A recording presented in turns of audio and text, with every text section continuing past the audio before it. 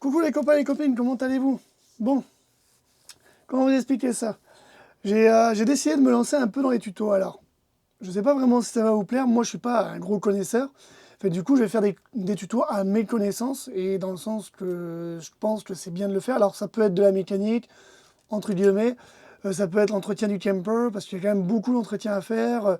Comment remettre un chauffe-eau en route, comment l'hiverniser, comment hiverniser un camper, comment le déshiverniser. Je trouve que ça pourrait être vraiment cool. Alors je sais que pour mes amis, la plupart, ce ne sera pas vraiment intéressant. Mais moi, j'ai envie de le faire parce que personnellement, j'ai envie de vous partager ça avec vous. C'est un peu le background de la vie de camper ou de van lifer, peu importe. Enfin, je trouvais ça, pourquoi pas intéressant. Donc j'ai commencé, donc j'en ai fait un, ce qui commencera par le sujet des batteries. Entretenir ces batteries avant l'hiver ou même entretenir ces batteries tout court pour leur permettre d'avoir une meilleure durée de vie. Alors, je tiens à préciser que l'intro a été tournée après la vidéo du tuto. Donc, pour ceux qui ont vu sur Facebook, mes batteries sont décédées. En tout cas, elle n'est plus la charge. Fait que je tiens à préciser, c'est pas à cause de ce que j'ai fait, bien au contraire.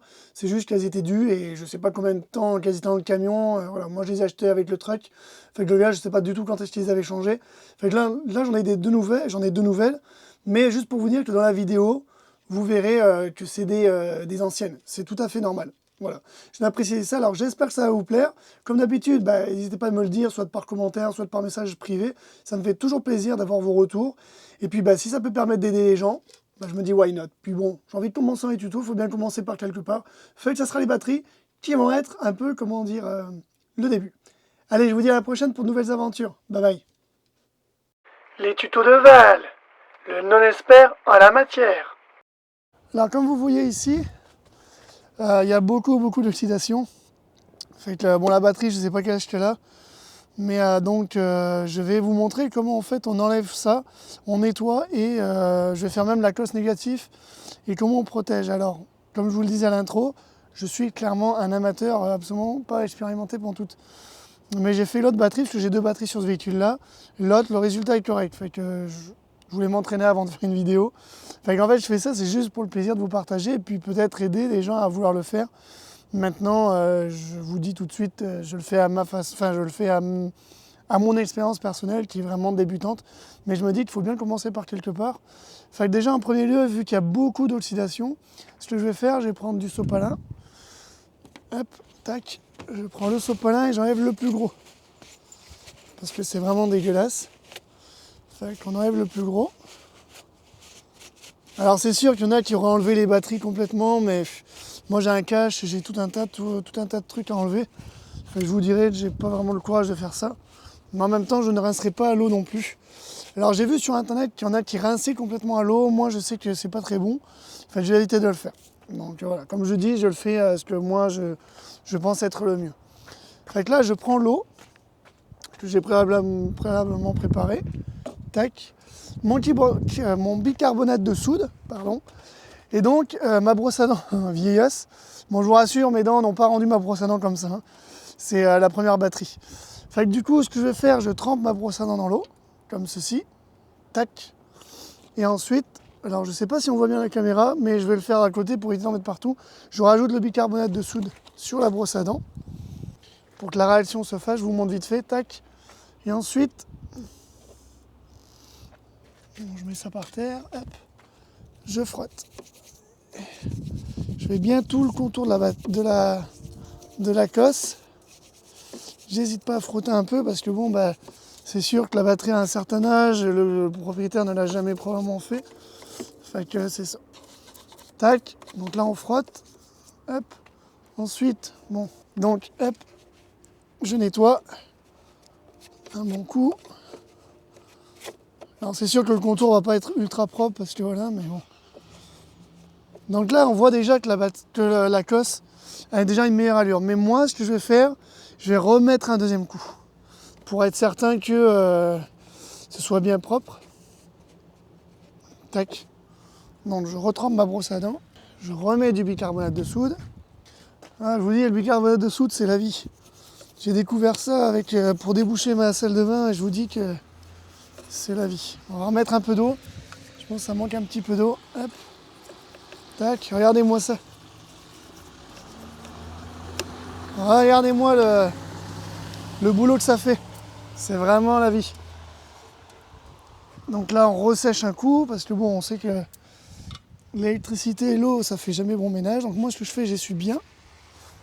Tac, pour être sûr. Donc là, je vais faire la deuxième. Donc je vais vous montrer la... Mais avant de faire ça, ma cosse, enfin le connectique est vraiment pas beau non plus. Je sais pas si vous voyez la caméra, fait que je vais le nettoyer aussi. Hop, je vais juste protéger ça. Donc je fais la même chose sur la cosse. Enfin sur le connectique, donc je vais protéger ma cosse pour éviter de... Bon, en temps normal, je fais dans le sens inverse, mais bon. Donc là, je nettoie pareil, vraiment bien dedans, dessous, parce que c'est vraiment dégueulasse. Bon, je peux pas vraiment vous montrer, mais c'est vraiment oxydé. Enfin, je frotte bien, j'en prends un peu sur le baignous, mais bon. Hop. Tac. Donc, vous pouvez voir, ça devient vraiment vert, c'est parce que c'était vraiment dégueulasse. Hop. Et là, pareil. Alors, ce que j'ai fait tantôt, parce que c'est un peu chiant à tout enlever, ce que j'ai fait, moi, c'est que je verse un tout petit peu d'eau à côté pour vraiment enlever les petits résidus. Et si vraiment c'est trop récalcitrant, j'ai un petit tournevis plat pour vraiment tout nettoyer. Hop. Alors, l'avantage de l'oxydation, c'est que là où il y a de l'oxydation, en fait, bah, c'est revenu couleur cuivre, quoi. Donc ça c'est vraiment cool. Donc ça veut dire que la job a bien été faite. Donc là, je vois moins bien de ce côté-là, mais je vois qu'il y a des petits résidus. Donc je prends mon petit tournevis. Tac. Ah non, c'est même pas un plat, je vous dis une bêtise, c'est un cruciforme. Fait que c'est ça. Je me rappelle plus en québécois comment ça se dit un cruciforme. Je suis vraiment désolé pour mes amis québécois. Donc je nettoie correctement. Je mets mon petit tournevis ici. Voilà. Et ma cosse, elle est redevenue quasiment comme neuve. Donc c'est vraiment agréable. Et en plus que l'hiver va être rude, et pour un diesel ça va être encore plus rude. Fait que je suis mieux de mettre toutes les chances de mon côté. Voilà, donc là on enlève ça. Tac. Donc maintenant on attaque la cosse négative. Comme vous pouvez voir, elle est rouillée aussi. Voilà, ça reste un vieux véhicule, il a roulé dans le sel et tout le bordel. Fait que c'est sûr que la cosse fait un peu la gueule, mais vous allez voir, ça va vraiment rattraper. Donc là, je vais mettre la caméra en pause et je vais faire la même chose pour la cosse, qui est quand même relativement aussi un petit peu abîmée. Fait que je vais juste aller nettoyer ma brosse à dents, nettoyer mon eau et ça sera bon. Bon, bah, même punition pour la négative. Donc, un petit peu de sopalin, un pré-nettoyage. On va enlever la cosse pour qu'elle gêne. Et voilà. Donc le plus gros est enlevé. On trempe la petite brosse à dents. On imbibe de bicarbonate de soude. Et on frotte. Frotti frotta. Ensuite on essuie. Voilà.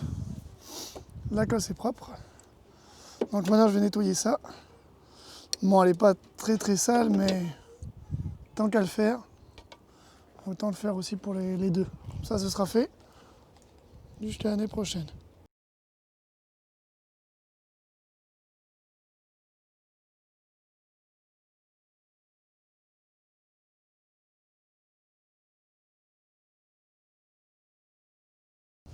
Donc une fois tout est sec, maintenant je vais jouer sur la prévention. Parce que c'est bien beau de faire ça, mais malheureusement, bah, ça va revenir si je fais rien. Donc là, je vais mettre un petit peu de vaseline sur toutes les cosses. Donc sur celle-là et sur celle de l'autre côté.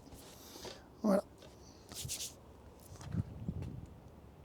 Alors de ce que j'ai vu, il ne faut pas trop en mettre a priori parce que ça pourrait empêcher la conductibilité de l'électricité. Fait que je ne vais pas trop en mettre. Dit le type, heureusement qu'il a dit qu'il n'en mettait pas trop. Hein. Bon, c'est pas le plus agréable de la job, mais bon, faut le faire. Sans pire, j'enlève un peu le surplus, c'est pas trop dérangeant. Donc là, j'en mets bien sur tous les rebords pour être sûr que tout ce qui peut être agressé par l'humidité et la réaction sera à l'abri. Tac, première. Comme je dirais, même punition. Alors surtout, n'hésitez pas à me dire qu'est-ce que vous en pensez de ce concept. Est-ce que vous aimez? Alors c'est sûr, je vous le dis tout de suite, je ne suis pas assez confiant pour montrer d'autres choses que je pourrais réparer moi-même.